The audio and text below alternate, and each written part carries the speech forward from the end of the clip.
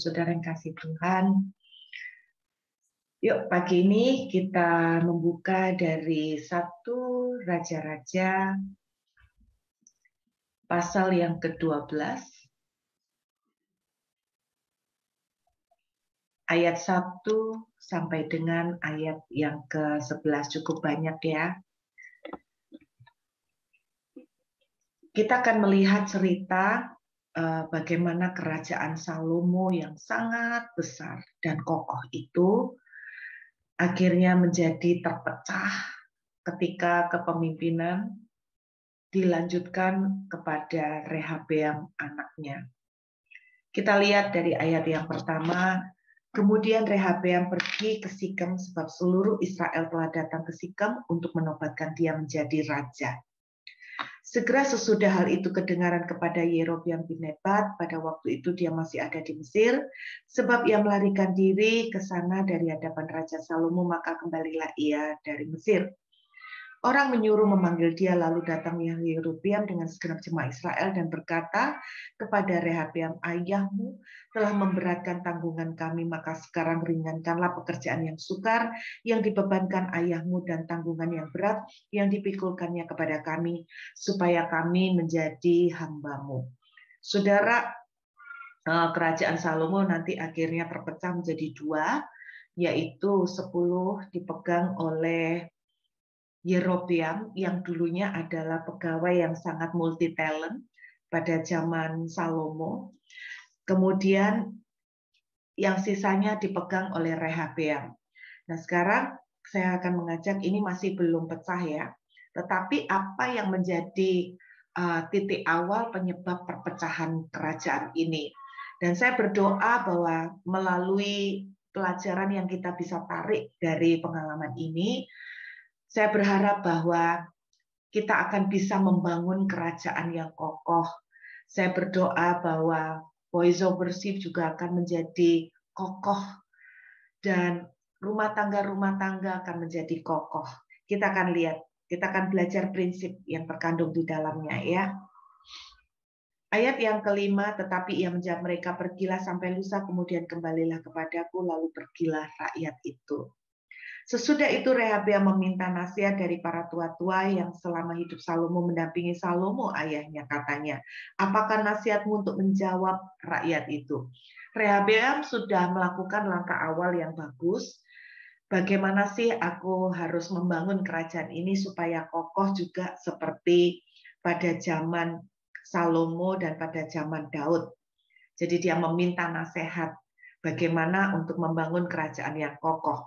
Ayat yang ke-7, beberapa tua-tua yang selama hidup Salomo mendampingi Salomo, mereka menasihatkan begini. Jika hari ini engkau mau menjadi hamba rakyat, mau mengabdi kepada mereka dan menjawab mereka dengan kata-kata yang baik, maka mereka akan menjadi hamba-hambamu sepanjang waktu. Tetapi ia mengabaikan nasihat yang diberikan para tua-tua itu, lalu ia minta nasihat kepada orang muda sebaya dengan dia dan yang mendampinginya. Katanya kepada mereka, apakah nasihatmu supaya kita dapat menjawab rakyat yang mengatakan kepadaku, ringankan tanggungan yang dipikulkan kepada kami oleh ayahmu? Lalu orang-orang muda yang sebaya dengan dia berkata, beginilah harus kau katakan kepada rakyat yang telah berkata kepadamu, ayahmu telah memberatkan tanggungan kami. Tetapi engkau ini, berilah keringan kepada kami, beginilah harus kau katakan kepada mereka, kelingkingku lebih besar daripada pinggang ayahku. Maka sekarang ayahku telah membebankan kepada kamu tanggungan yang berat, tetapi aku akan menambah tanggungan kamu. Ayahku telah mengajar kamu dengan cambuk, tetapi aku akan mengajar kamu dengan cambuk yang berduri besi. Jadi ini ada 2 nasihat, satu dari tua-tua, satu dari anak-anak muda yang sebaya. Nah, rupanya dari kedua nasihat ini, Rehabeam lebih menuruti nasihat dari anak-anak muda karena usia Rehabeam juga memang masih sangat muda. Jadi nasihatnya banyak berdasarkan emosi ya. Nah, saya mau fokus kepada nasihat dari para tua-tua. Bagaimana sih supaya kita itu bisa membangun kerajaan yang kokoh? Kerajaan ini bisa berbicara tentang membangun rumah tangga. Kerajaan ini bisa berbicara tentang membangun kelompok-kelompok komunitas. Apa nasihat yang disarankan oleh para tua-tua? Saudara, kalau saya menangkap, ada 2 macam nasihat di sini.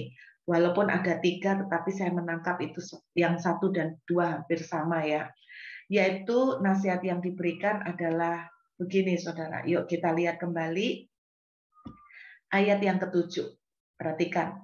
Jika hari ini engkau mau menjadi hamba rakyat, mau mengabdi kepada mereka. Nah, ini yang pertama. Menjadi hamba rakyat, mau mengabdi kepada mereka. Dan yang pertama dan yang kedua, menjawab mereka dengan kata-kata yang baik. Saudara, saya ingin mengajak kita kilas balik ya ke kitab Keluaran. Saya ini pada waktu membaca zaman perjanjian lama, zaman para imam-imam, saudara, saya tuh menemukan banyak hal yang indah luar biasa. Semua yang tertulis di Alkitab, sekali lagi saya katakan tidak ada yang ditulis itu cuma untuk penghias. Semua pasti ada maksudnya. Yuk kita lihat kitab Keluaran, pasal yang ke-28. Kitab Keluaran, pasal yang ke-28. Oke, kitab Keluaran, pasal yang ke-28. Kita lihat ayat yang ke-33 sampai dengan ayat yang ke-35. Keluaran 28, ayat 33 sampai 35. Pada ujung gamis itu haruslah kau buat buah delima dari kain ungu tua, kain ungu muda, dan kain kirmisi pada sekeliling ujung gamis itu, dan di antaranya berselang-seling giring-giring emas, sehingga satu giring-giring emas dan satu buah delima selalu berselang-seling pada ujung gamis itu. Haruslah gamis itu dipakai Harun apabila ia menyelenggarakan kebaktian, dan bunyinya harus kedengaran apabila ia masuk ke dalam tempat kudus di hadapan Tuhan, dan apabila ia keluar pula, supaya ia jangan mati.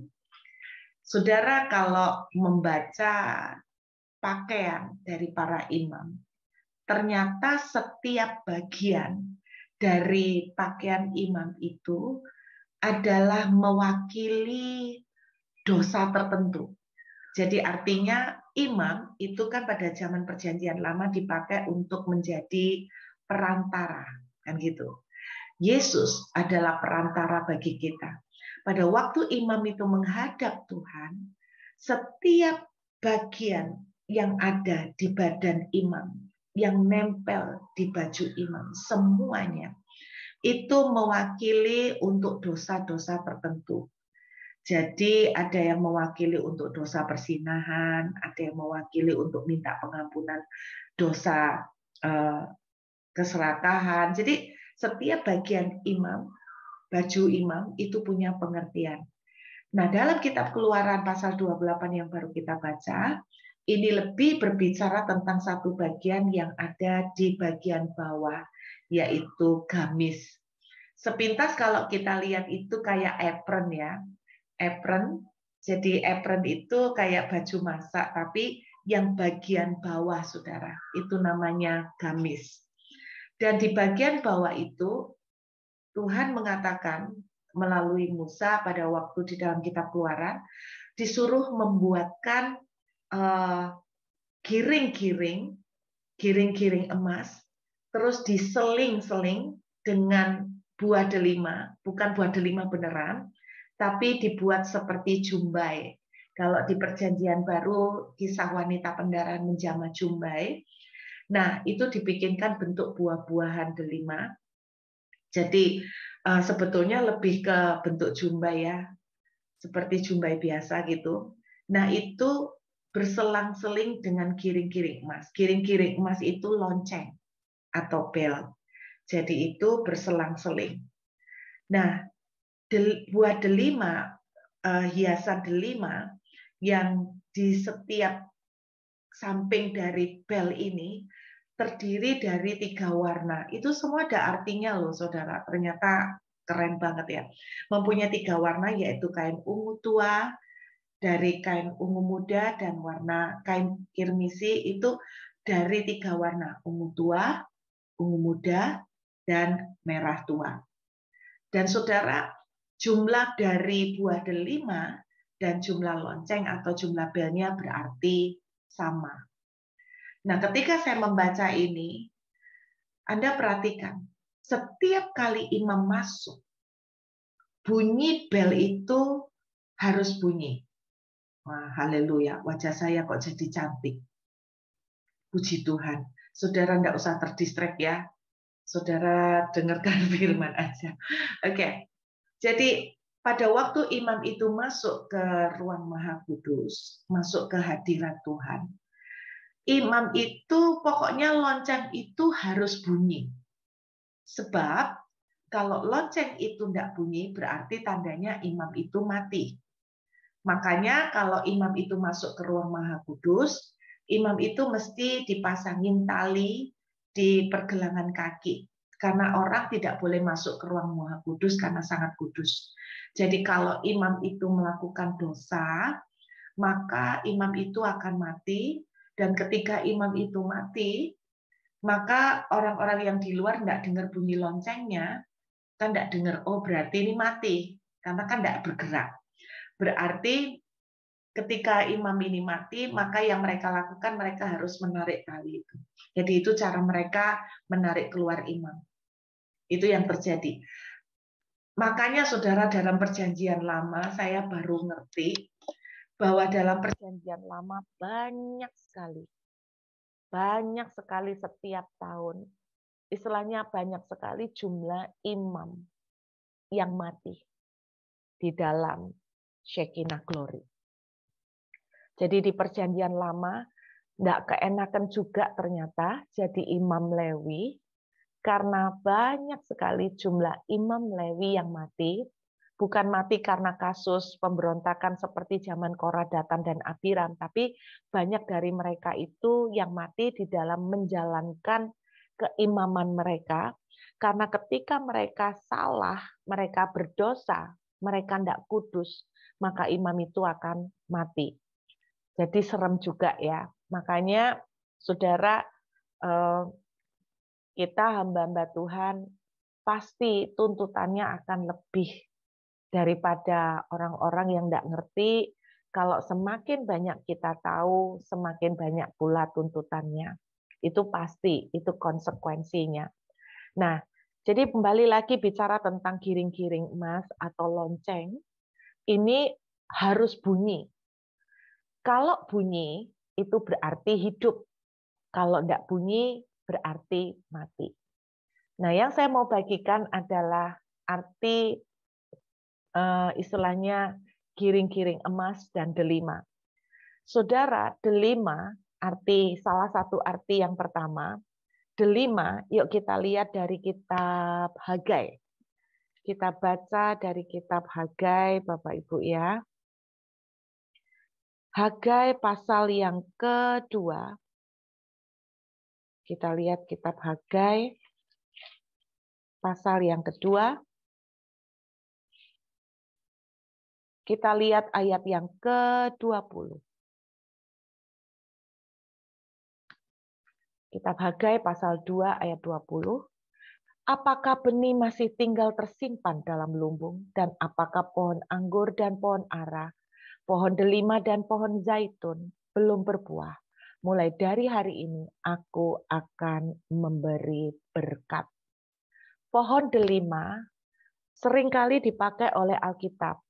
Itu berbicara tentang kemurahan, berbicara tentang kasih. Di dalam kitab Kidung Agung, seringkali kata buah delima juga diungkapkan sebagai lambang atau sebagai gambaran cinta. Jadi buah delima itu berbicara tentang kasih, berbicara tentang kemurahan. Saudara, apa yang Tuhan bicara melalui ini dan kemudian saya connect kaitkan dengan kisah satu raja-raja tadi, salah satu kunci kokohnya sebuah kerajaan adalah seperti kata para tua-tua, adalah kalau kita itu punya sikap mengabdi. Kalau bahasa sederhana saya adalah sikap melayani. Voice of worship, saya suka sekali ketika kemarin si Nita ngomong, kita semua sama-sama belajar. Kita semua sama-sama belajar, tidak ada seseorang yang mentang-mentang kebetulan sebagai founder atau sebagai pemimpin, lalu kita itu menjadi seperti diktator, kita menjadi seperti orang yang power syndrome, sok kuasa. Tapi saya berharap bahwa voice of worship itu akan betul-betul juga tumbuh dalam sebuah hati yang penuh dengan sikap melayani. Yesus sendiri berkata begini, barang siapa mau menjadi besar, dia harus menjadi kecil. Dia harus menjadi kecil. Barang siapa menjadi pemimpin, mau menjadi pemimpin, dia harus menjadi pelayan. Saudara, kunci sebuah kerajaan bisa menjadi kokoh kalau orang-orang yang ada di dalamnya mempunyai hati atau sikap untuk melayani, mempunyai hati atau sikap itu merendah. Kerendahan hati, kemurahan, kasih, itu yang akan membuat sebuah kerajaan itu kokoh.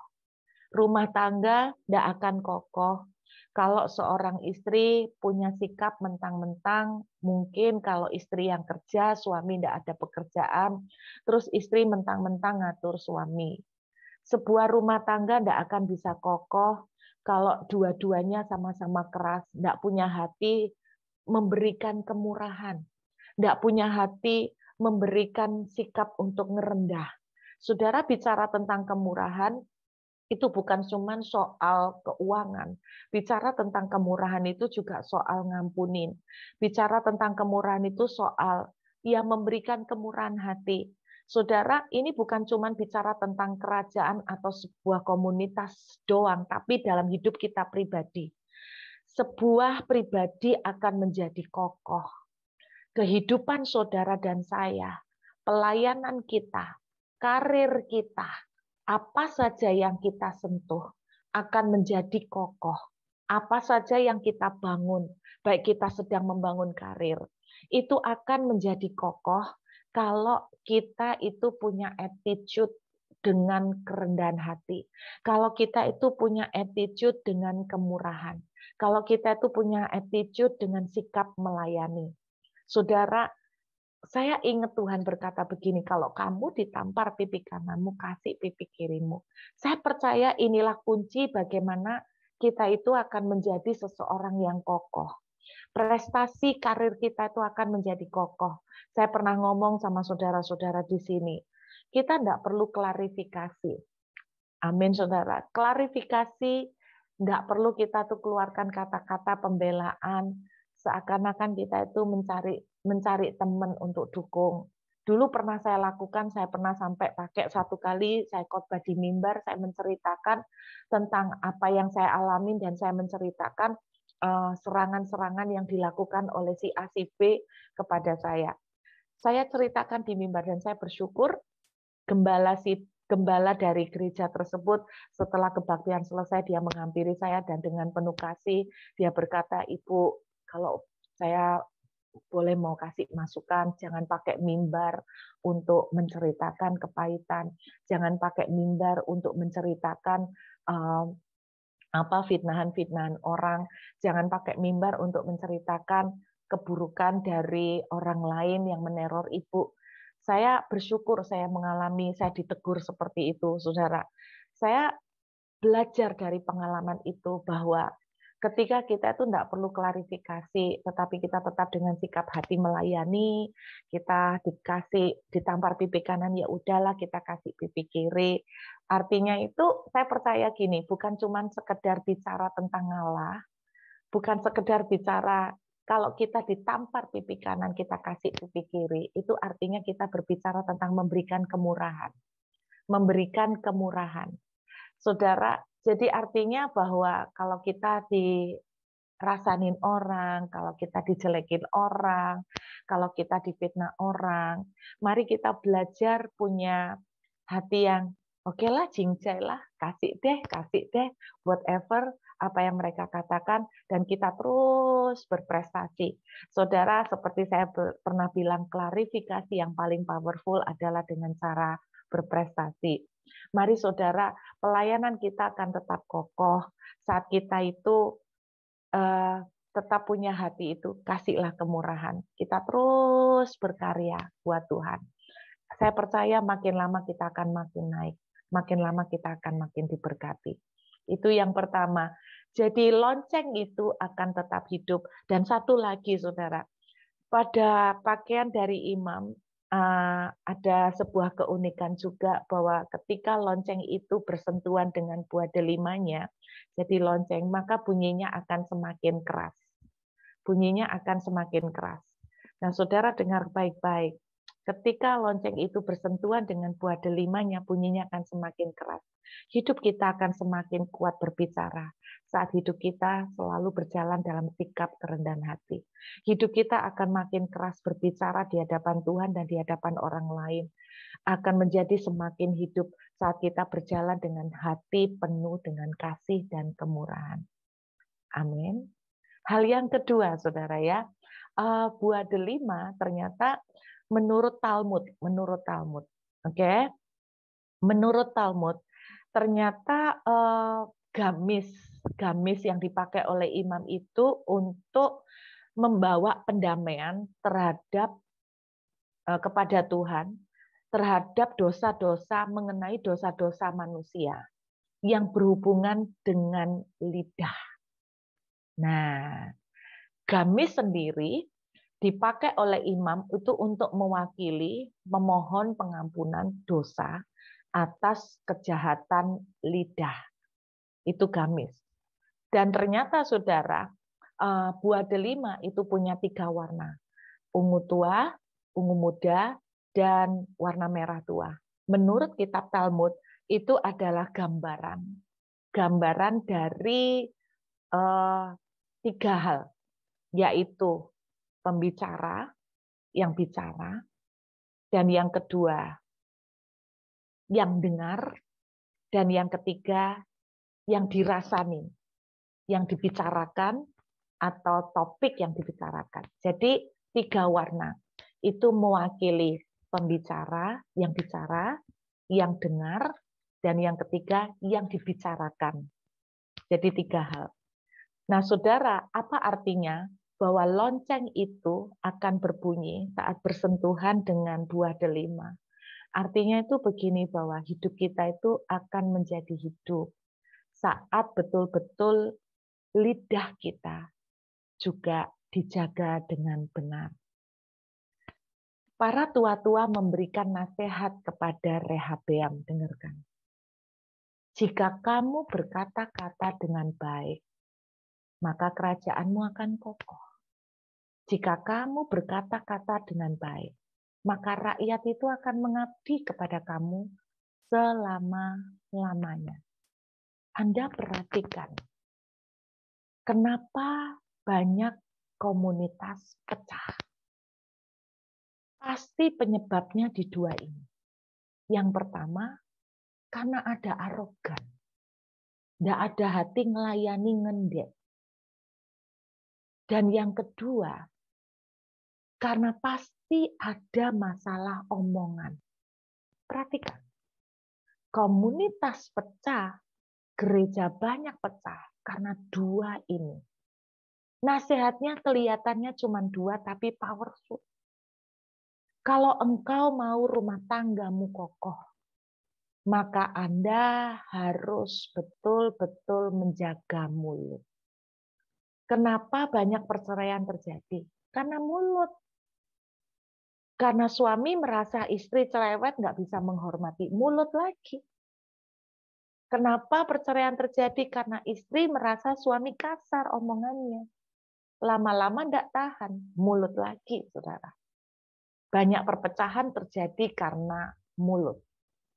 Tidak heran ketika saya melihat satu raja-raja ini tentang nasihat para tua-tua kepada Rehabeam. Saya kaget bahwa nasihat ini cuma 2. Tetapi saya mulai menyadari bahwa 2 nasihat ini sangat-sangat memang terjadi dalam kehidupan banyak komunitas, dalam kehidupan banyak anak-anak Tuhan. Dengarkan, saya berharap seperti yang saya bilang tadi, klarifikasi terhebat itu bukan dengan mulut, tapi klarifikasi terhebat adalah dengan prestasi. Sikap melayani, Anda tetap merendah. Orang tuh lama-lama akhirnya melihat, iya ya dia kok kayak gini ya. Biarpun diserang seperti ini, dia kok tetap baik. Dia kok tetap mengasihi. Wow, orang akhirnya akan melihat. 2 hal ini, saya ajak kita buka Amsal 13, ayat 3. Amsal 13, ayat yang ketiga.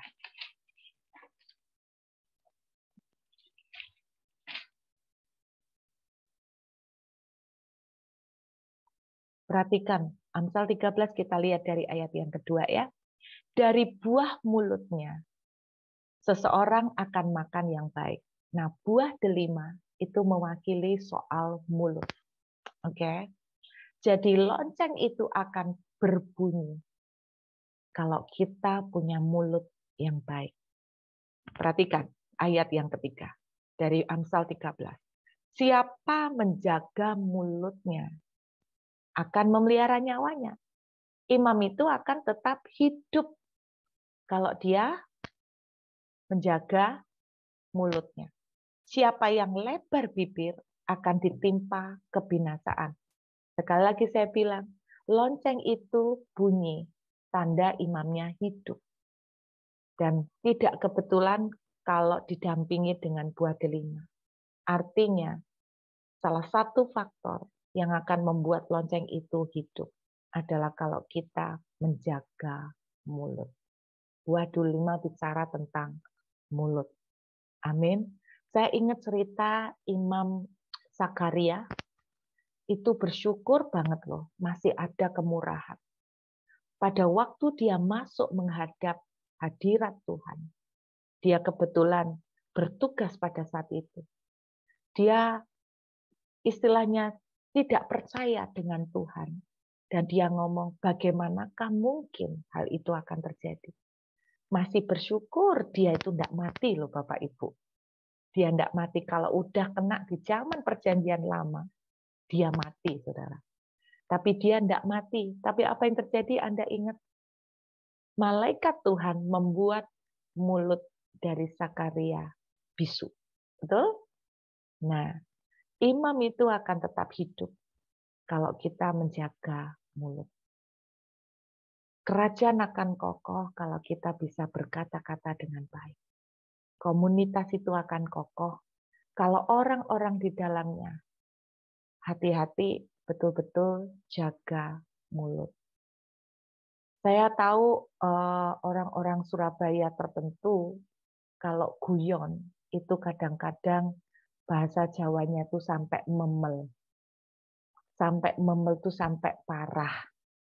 Dan seringkali tanpa sadar ketika guyonnya itu sampai parah, tanpa kita sadari kita itu sudah terbiasa kata-kata kita kalau ngolokkan orang itu terbiasa sekali. Nah, saya mau ingatkan hati-hati. Jangan karena kita itu sampai bercanda keterlaluan, 1 kali, 2 kali orang itu masih oke. Tapi lama-lama terus-terusin, kita tidak akan pernah tahu bahwa satu titik tertentu dia betul-betul akan terluka. Saya ingat kadang-kadang ada satu orang itu kalau goda temennya, misalnya contoh nih, gendut, gede, apapun lah istilahnya, kayak gajah lah, whatever. Saudara 1 kali, 2 kali, bahkan 10 kali itu kita melihat dia kayaknya nggak sakit hati. Dia kayaknya mempan gitu loh. Cincai orangnya nggak gampang sakit hati. Tapi kalau boleh saya saran, sendak sakit hatinya orang kalau diterus-terusin. Pada satu titik akhirnya gambar diri atau harga diri dia bisa lama-lama akan istilahnya apa? Akan terluka juga. Dan itu tidak jarang yang membuat akhirnya benih kepahitan, benih kecewa. Dan mereka akan bilang, wah jangan sampai Devo itu ya ngomongnya kalau guyonan ngilokno, ngolok-ngolok sampai keterlaluan dan sebagainya.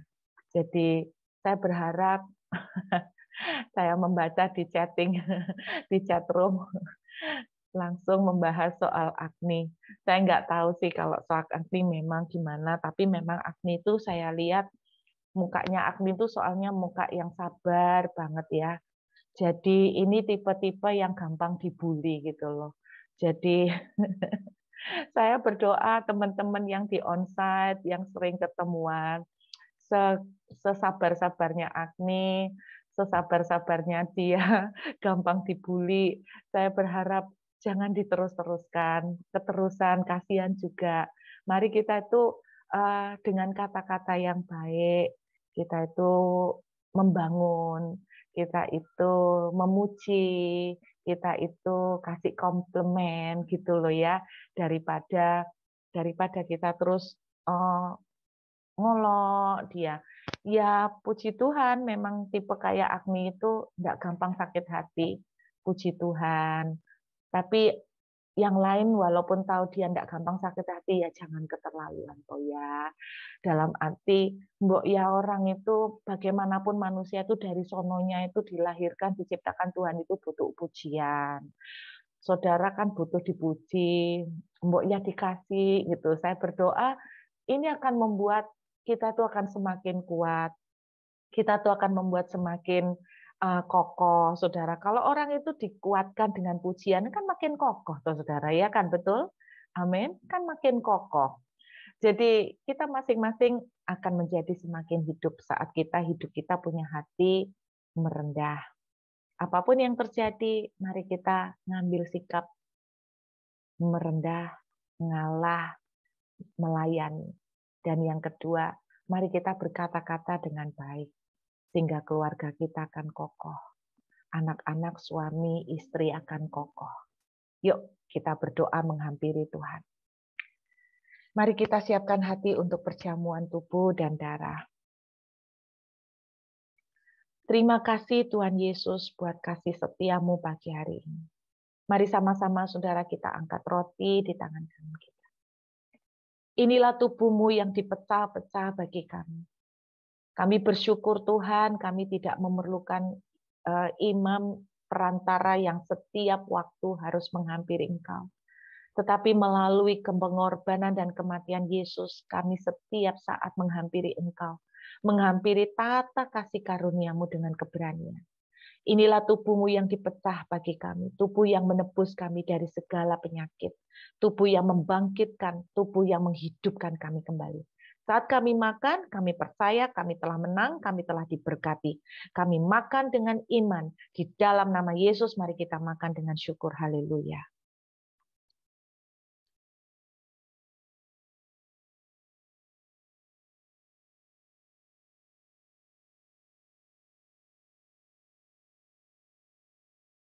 Mari kita angkat anggur di tangan kanan kita. Inilah darahmu yang dicurahkan bagi kami. Saat kami minum anggur ini, kami percaya kami telah didamaikan dengan Tuhan. Pelanggaran kami telah dihapuskan, dan kami menjadi kembali milik kepunyaan.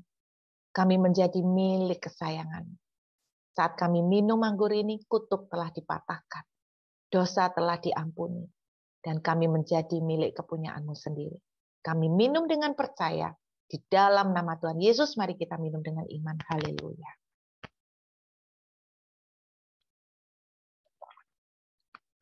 Terima kasih Tuhan, kami ucap syukur. Kami berdoa, beri kami hati yang semakin penuh dengan kemurahan. Dan kata-kata yang selalu bijak. Sehingga kami akan membangun segala yang kami bangun akan menjadi kokoh dan tegak berdiri.